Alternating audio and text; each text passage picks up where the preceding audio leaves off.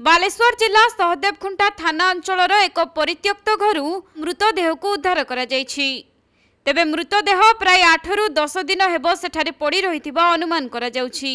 मिलिथिबा सूचना अनुसार आज सकाळ समय रे लोकनाथ मंदिर निकटरे दुर्गंध होइथिला। तेनु स्थानीय दोकानी बहु खोजाखोजी करिबा परे पाखरे थिबा एक परित्यक्त घर मृतदेह को ठाब करथिले। दोकानी जनक संगे संगे सहदेवखुंटा थाना को जणाइबारु पुलिस घटनास्थल में पहुंची मृतदेह को उद्धार करने सह व्यवच्छेद पर बालेश्वर मुख्य चिकित्सालय को पठाई। तेबे मृतदेहटी ठाब हेबा समय रे निर्वस्त्र अवस्था पड़िथिबा बेले सही परित्यक्त घरे मृतदेहटी प्राय 8 रु 10 दिन हेबो पड़ी रहिछि बोली पुलिस अनुमान करुछि। हेले मृतक किए तांकर परिचय कौन एवं किभଳି मृत्यु होइछि ताहा ए पर्यंत जଣା पड़ी नाही। सेपटे पुलिस एही घटनार तदंत जारी रखिछि।